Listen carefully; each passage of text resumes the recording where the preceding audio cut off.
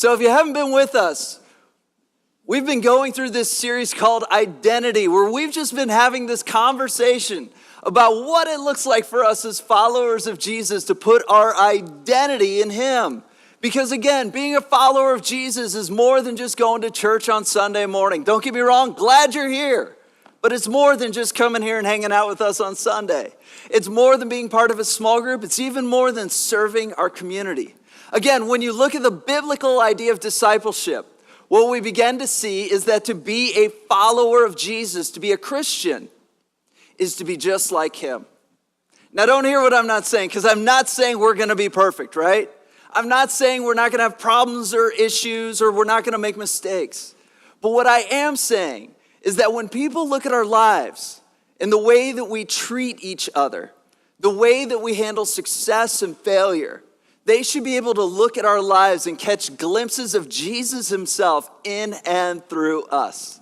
And so for the past several weeks, we've just been talking about what does this look like?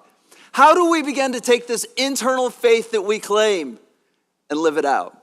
Now, today as we continue this series, I want to talk about something that, to be honest, we talk about all the time here at Redeemer. And the reason we talk about this all the time is because this is one of those things that we believe is absolutely essential to taking your next steps in following Jesus. And because of that, it's absolutely essential to putting our identity in him. And so today, what I want to do is take some time and talk about community. And why being connected to a small group community is just so important. Not just to taking our next steps in following Jesus, but to maintaining our identity in him. And to help us today, I wanted to take some time and look at a story. This is a parable of Jesus that most of us, if not all of us, are going to be familiar with. If you're here today and you've grown up in church world, I guarantee you know this story. Even if you're here today and you're not really a church person, you're kind of dipping your toe in the water and feeling things out, I guarantee you probably at least know the name of this parable, if not what this whole parable is all about. Because this is just one of those big, famous stories that Jesus tells. This is one that's referenced all the time in pop culture, movies and books, in music, even TV shows. Just this week, I was watching some of the new trailers for TV shows. Do you guys do that? I do that. I get so hooked, and I don't know why I do, because they're just going to cancel them after a season. Right after it drives me every time. That's another sermon. But I was watching these trailers, and there was one of them that was actually titled after today's parable. I was like, aha! Today, I want to take some time and look at the parable of the prodigal son. Now, some of you are here today, and you're thinking to yourself, okay, wait, Brian. I know the parable of the prodigal son. And that's not a parable about community. That's a parable about forgiveness. And you're absolutely right. It is a parable about forgiveness. But one of the things that I love about the teachings of Jesus is that when you really begin to dive deep, when you begin to understand the world and the culture that Jesus was teaching in, what you see is that the teachings of Jesus have all of these layers to them. That there's so much more depth, that Jesus rarely just kind of talks about one isolated thing. That oftentimes he's talking about all of these other things. There's all this layer. There's all this depth here. And so you're absolutely right. Forgiveness is a large part of what this parable is all about. And as followers of Jesus, I think one of the ways that we put our identity in him is to be people of forgiveness. But like I said, let's dive a little deeper and let's see what this parable teaches us about the importance and significance of being in a community. And so if you got your Bible, do me a favor. We're going to be in Luke chapter 15. Luke 15, we're going to begin in verse 11. If you don't have a Bible, we should have Bibles in the chairs in front of you. If you've got one of those, we're going to be on page 874. 874. And while you're turning there, just kind of a quick background of this parable, because this parable is actually the third of three parables back to back to back. And all of these parables kind of begin at the beginning of John 15. John 15 verses 1 and 2, we see that Jesus is out, he's eating with a bunch of tax collectors and sinners and people like that. And some of the religious people walk in on this and they get really upset, they get really offended because Jesus is eating with those people. And so Jesus goes into these parables. And so he tells 3 of them back to back to back. And again, the point of these parables, their parable is a story that Jesus tells to kind of illustrate a point he's trying to make, right? And so he begins with the parable of the lost sheep. Some of you might be familiar with that one. I know there's a worship song that's going around today that's really centered on that parable. It's a story about a shepherd who has 100 sheep and loses one, leaves the 99 to go and get the one. Jesus follows that up with a parable of the lost coin. I think you're seeing a trend here. And it all culminates in the parable of the prodigal son. And so hopefully you guys are there by now. I've been trying to stall for you. Trying not to dive right into it. And so we're going to begin in Luke 15, beginning in verse 11. It says this is Jesus talking. He said, there was a man who had 2 sons. The younger of them said to his father, Father, give me the share of the property that is coming to me. And he, being the father, divided his property between them. Now, you have a father who has these 2 sons. The younger one says to the father, Dad, I want an early inheritance. I want my share of the inheritance. Now, for us, reading this through the lens of 2,000 years, this is kind of a weird request, isn't it? I mean, it's weird, it's different, but it's not completely unrealistic, right? I mean, how many of us, and you probably don't need to raise your hand on this one now that I think about this out loud, but how many of us have known people who have received an early inheritance, maybe from parents or grandparents or a relative? I think a lot of us have at least known people. We've at least heard stories of people who've received an early inheritance. That for us, as we read this story through the lens of 2,000 years, this is maybe an unusual request, but it's not the end of the world, is it? It's not like the worst thing that could ever happen. And I think what we tend to do is we read this story and we're like, okay, like I realize it's not a big deal for me, but it was probably maybe a little bit insulting for them 2,000 years ago in their world and in their culture, but it's really just not that big a deal. And what we need to understand as we kick off this parable is that this request was a very, very, very big deal. And in fact, a son asking for this early inheritance like this was probably the most insulting thing a child could do to their father. Because basically what the son is saying here is, Dad, I wish you were dead. And I don't mean that in kind of like that teenage angst way, right? Where kids are always saying, I wish you were dead, right? Like, I know that a teenager says that and they don't mean it because it's teenage angst. No. Like, when he says it, like, there's very real meaning behind this. Dad, I wish you were dead. Basically, what the son is saying to the father is, Dad, I value money more than your life. Are you with me? This would have been a huge, huge, huge insult. And in an honor and shame culture, this is something that would have brought an incredible amount of shame on the father. And for us, when we hear shame, don't think like just embarrassment, because we've all been embarrassed, right? We've all been to middle school. We've all been embarrassed. That just goes hand in hand. That's just what happens. No. Like honor and shame culture. In their world, shame was worse than death. And in fact, death was preferable. How many of you have ever seen like an old samurai movie where the samurai does something that brings shame upon himself? He pulls out his sword and kills himself, right? That's how serious this idea of shame is. That this is no small request. This is a very, very, very big deal. Which for me at least raises kind of an interesting question, doesn't it? Why does the son ask for the inheritance? Why does he ask the question?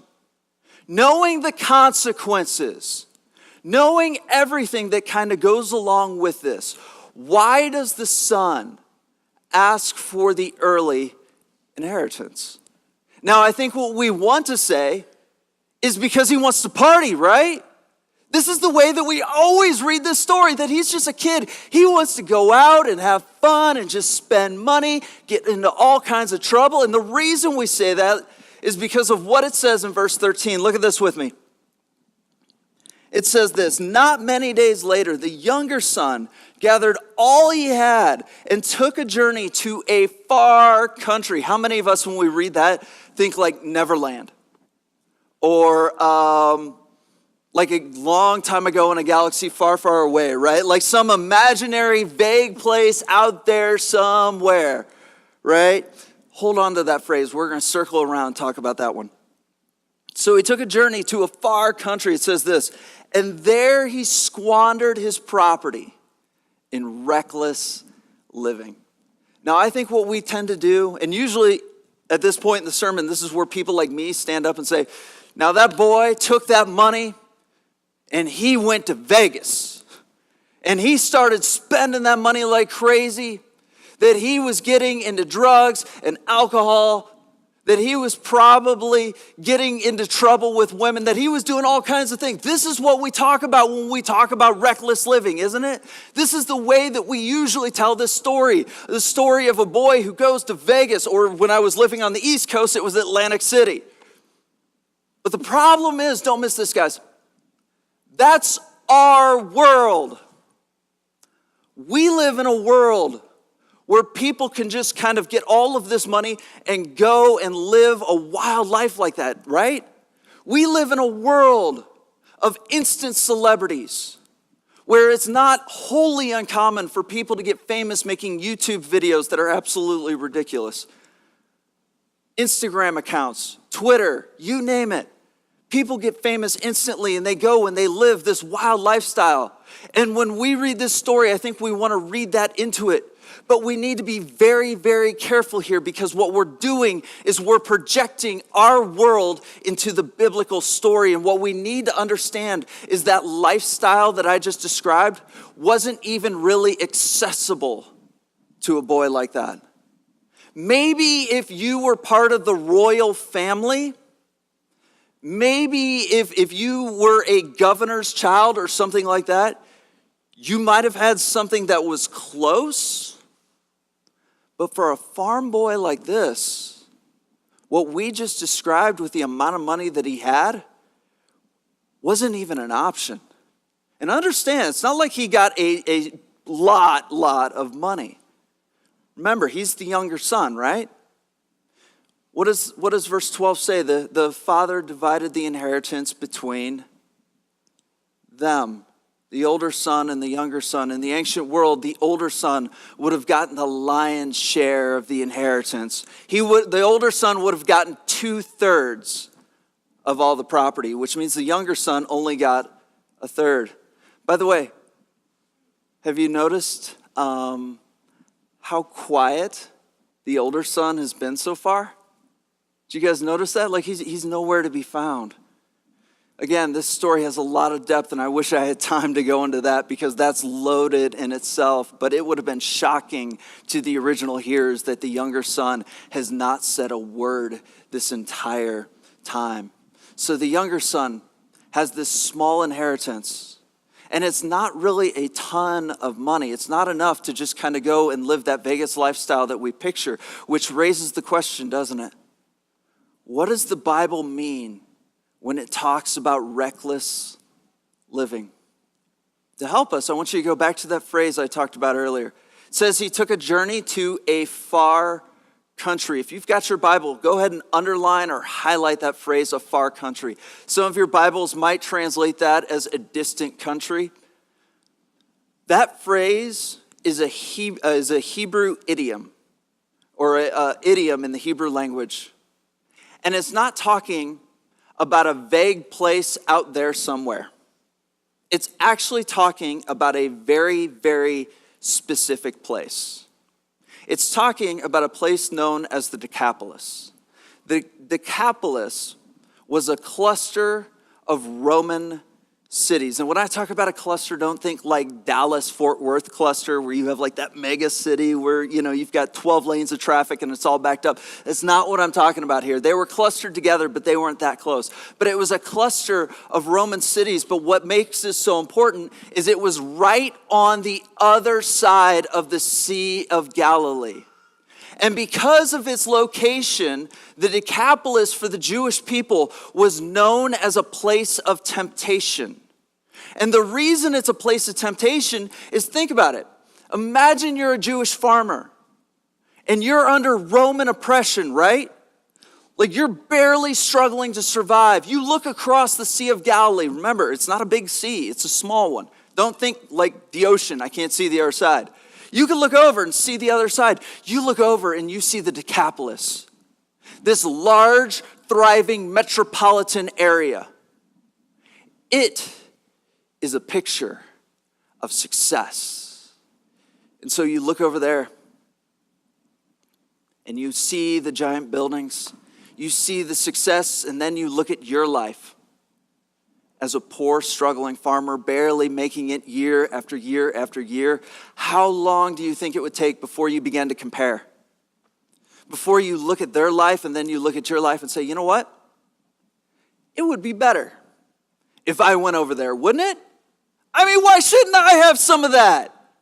They've got it made over there. I'm struggling day after day, year after year. Why don't I just go over there and live that lifestyle, live that dream? It was a very, very real temptation for them to go over there and start over again in the Decapolis. Now, the problem with that is to go over there didn't just mean you started your life over. You had to live as Roman people among a Roman world.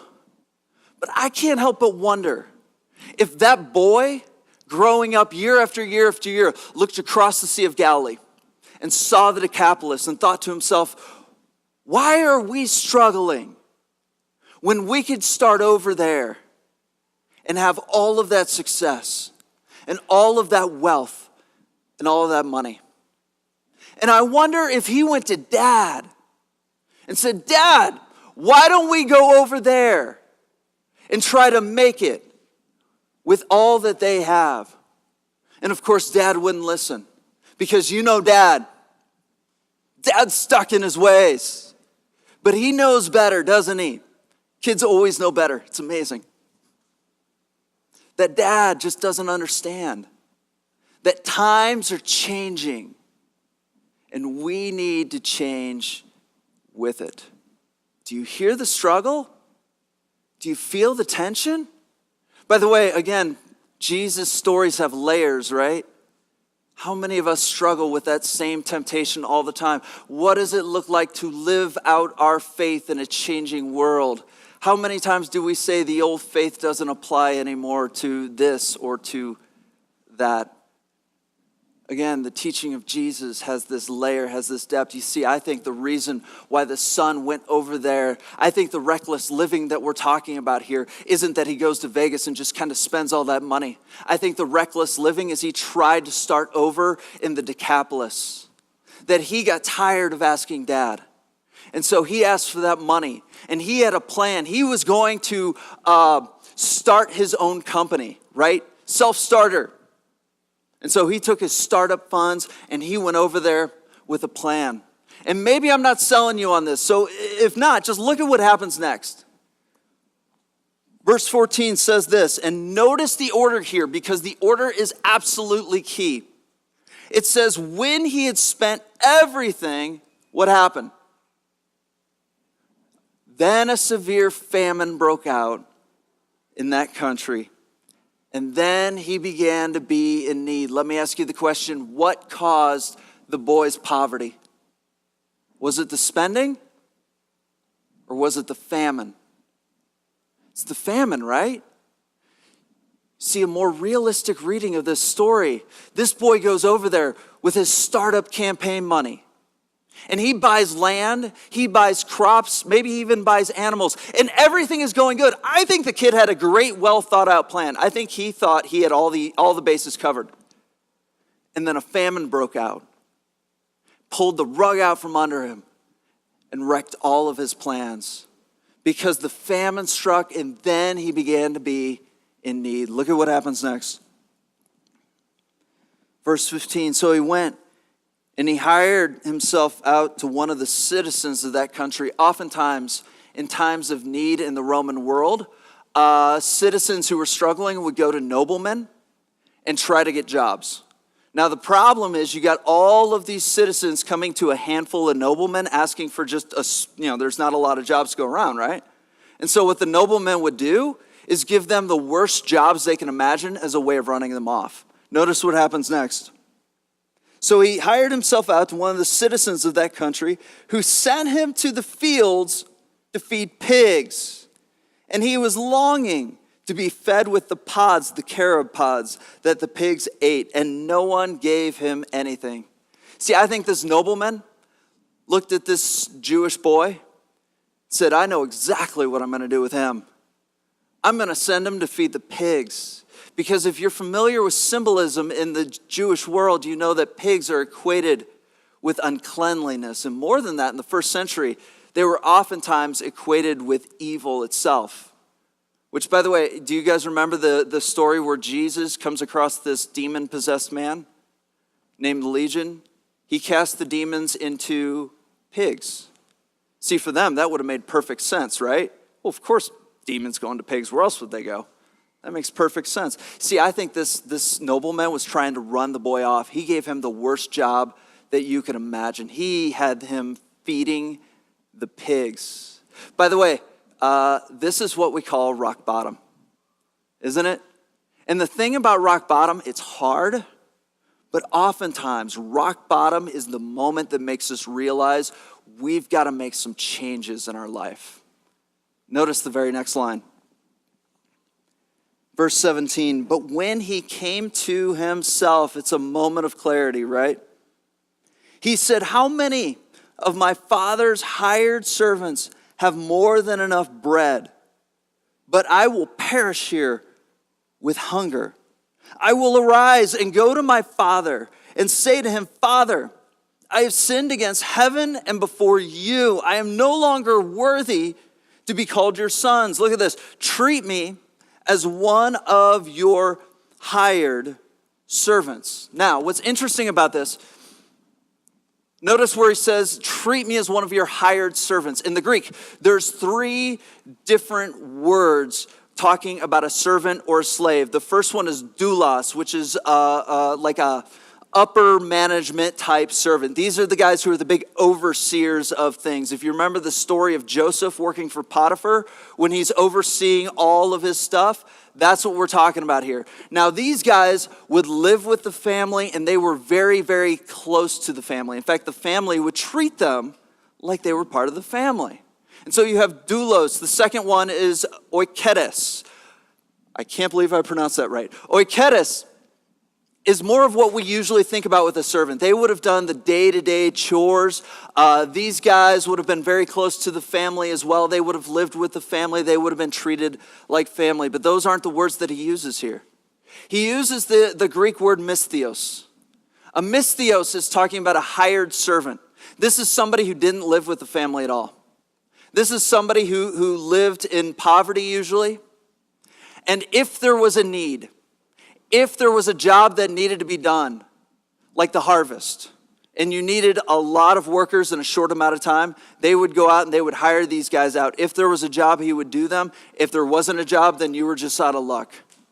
You see, what I think is interesting about this is the son sees himself as so far gone that he doesn't even see himself as capable of being part of the family. That at very best, maybe I can hire myself out as a hired servant, as a mistheos to my father. So he heads home, probably practicing his spiel the whole way. Verse 20, it says this, he arose and came to his father. But while he was still a long way off, his father saw him and felt compassion, and he ran.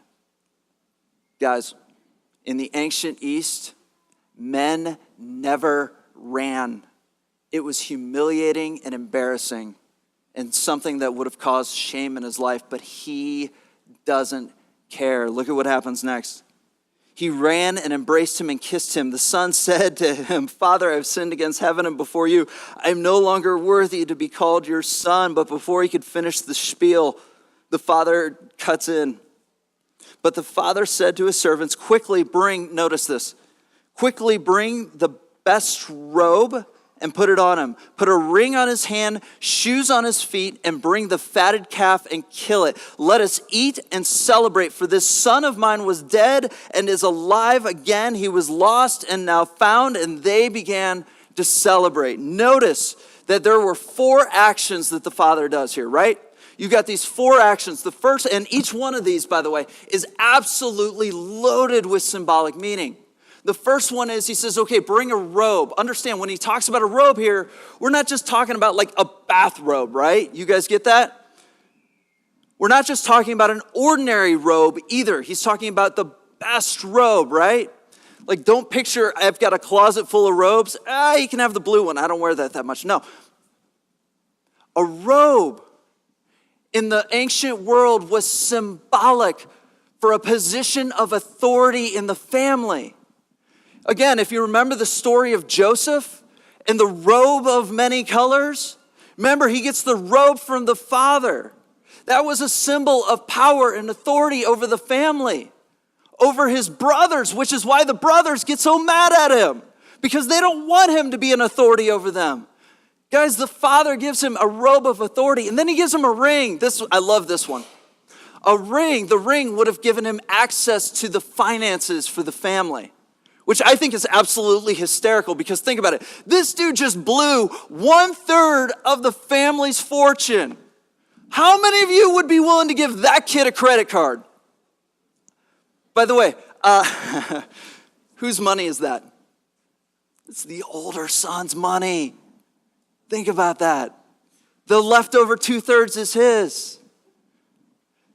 Yeah, kind of explains the older brother later. We're not going to get into that today. So you got the robe, you got the ring, and then the shoes, right? Probably sandals, because this is a world before Nikes. Servants would never wear shoes. Only the sons, only the family members would have been allowed to wear shoes. And then he says, kill the fatted calf, because we're going to eat, we're going to party, we're going to celebrate. They are going to have a feast, and feasts were just so important in the ancient world, because a feast and having a feast with somebody was basically a way of saying there is peace between us. Oftentimes with royalty, they would sign a peace treaty by having a feast together. You would never have a feast. You would never share a meal with somebody if there wasn't peace between you. Basically, sharing a meal with the son was a way of reconciling him back into the family. Do you see what's happening here? That step by step, the father is bringing him back into the family. Do you remember the beginning of John 15? Why did Jesus get in trouble?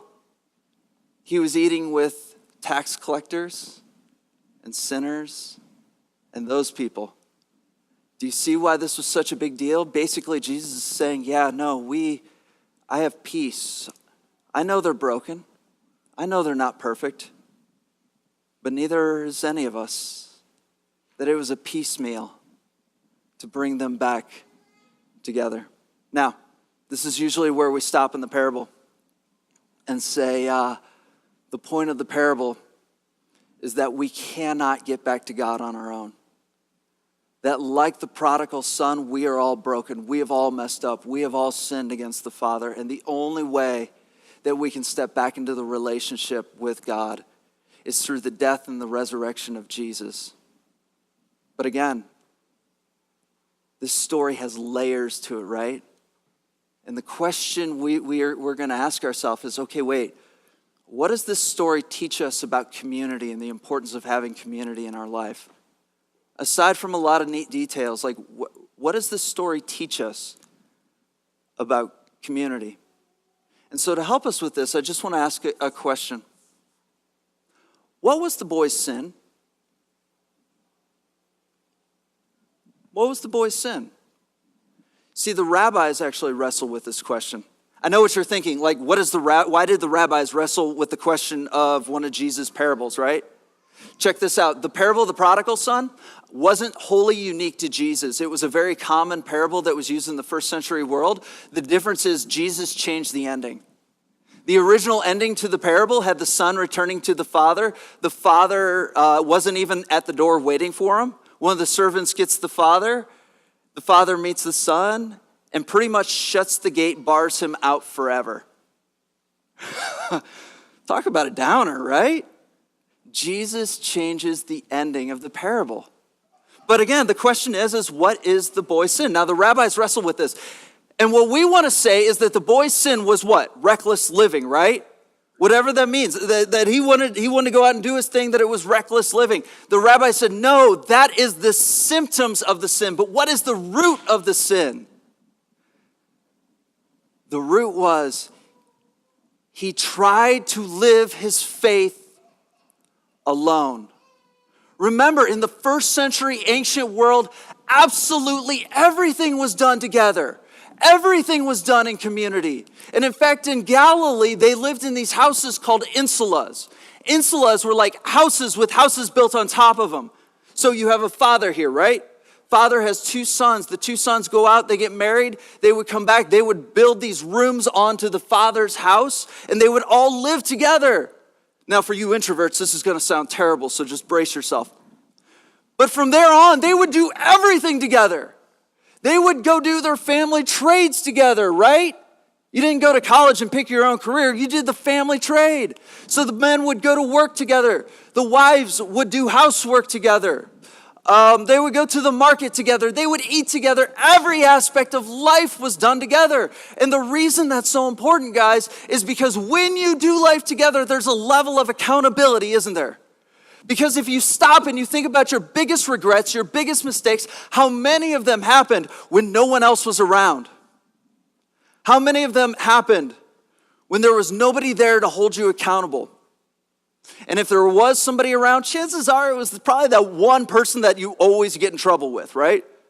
Because we all have that one person where every time we get around them, I don't even know what happened. We ended up in Vegas. Like the last thing I remember, we were going out for coffee. Next thing you know, we're in Vegas. It's the weirdest thing. Like we all have those friends that get us in trouble. But who are the people in your life that are going to hold you accountable?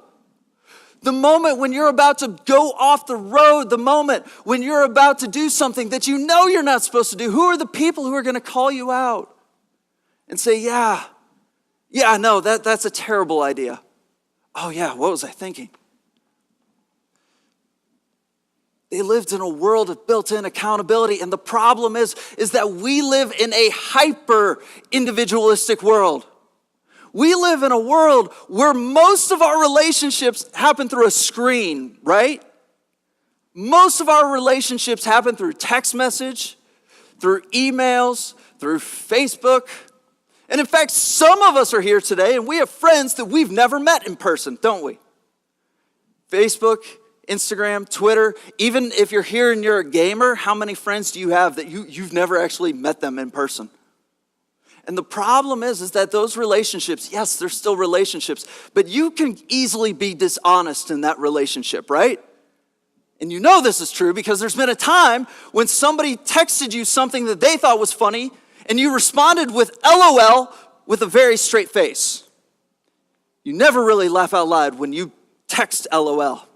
It's easy for us to lie. It's easy for us to deceive whenever we're communicating through a screen. But when we have people in our life, I'm telling you, they see through it. They hold us accountable. They know what's really happening in our lives. That we have to have that level of community.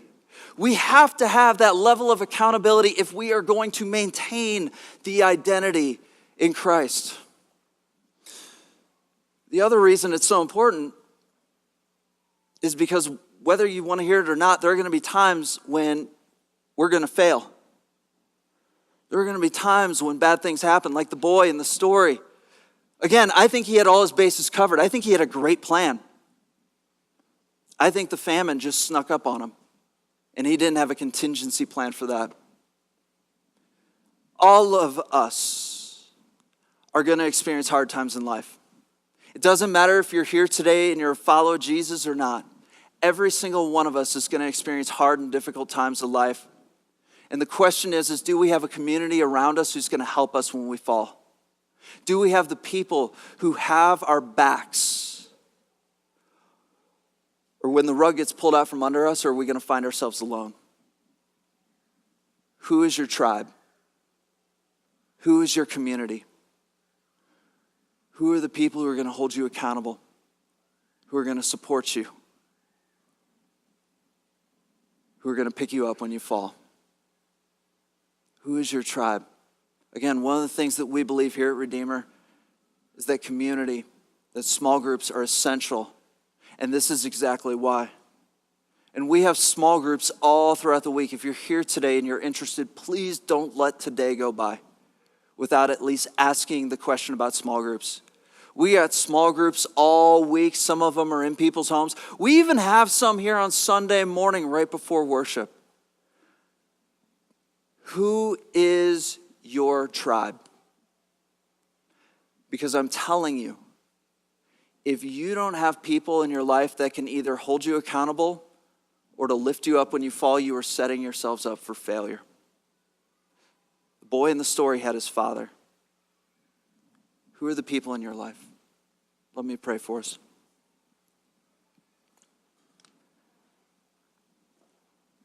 God, we thank you again for today. God, we thank you for the teachings of Jesus and just all the depth that he puts into him. God, we thank you that you didn't create us to live this life by ourselves. That we don't have to be a lone wolf. That we've been designed to live in community with each other. God, I pray that you would show us the people in our life that we need to draw close to.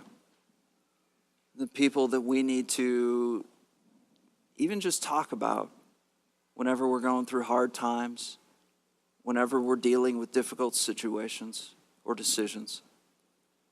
God, give us eyes to see the need in our life for community, and give us the courage to actually talk to people and to share a part of ourselves with them. God, we thank you for today. We thank you for your church, and we thank you for Jesus. For it's in his name we pray. Amen.